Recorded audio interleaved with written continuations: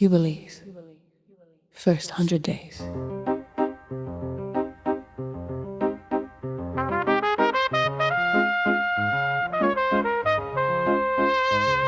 The Jubilee administration enters office with a mandate as radical as it is rational.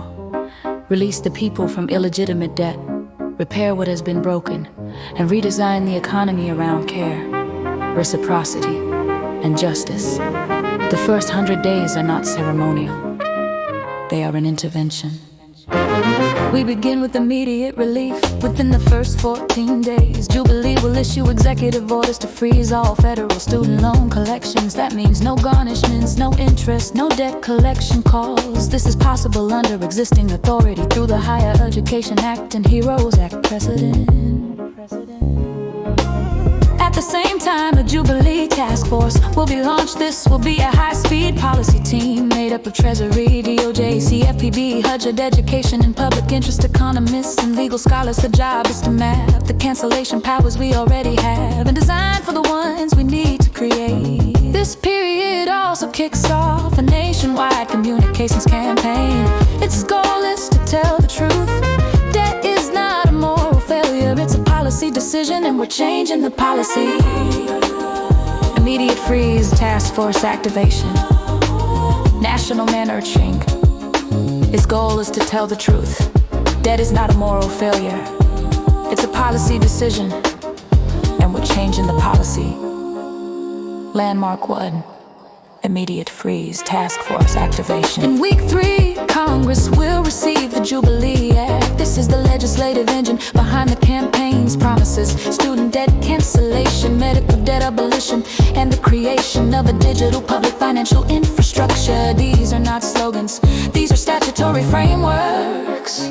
All federal student loan balances will be wiped. Private student loan holders will receive tax offsets scaled by need and duration of repayment for millions. This will be the first time their adult life hasn't been owned by a creditor.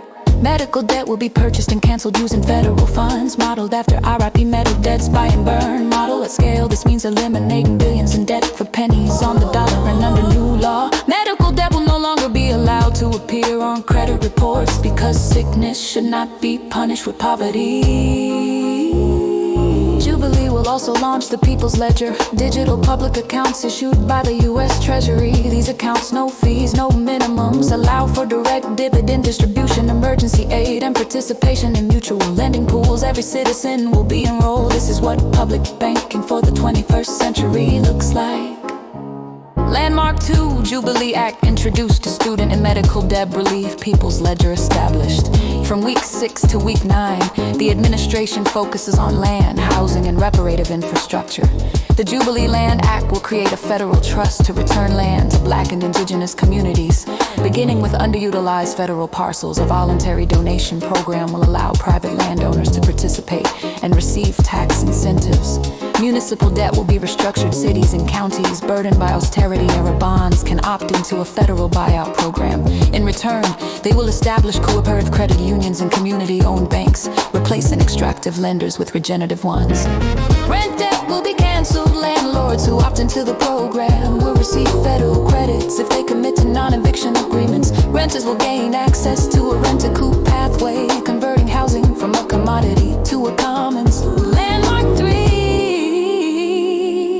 land-backed municipal debt relief, forgiveness and cooperative housing.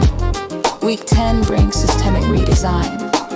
The administration will move to decommission. The private credit scoring cartel FICO scores will no longer determine access to housing, jobs, or public services. This is not anti-credit. It's pro-context, pro-transparency, and pro-dignity. In place of private scoring models, the CFPB will launch a national public credit registry, opt-in, audit-friendly, and community-aligned.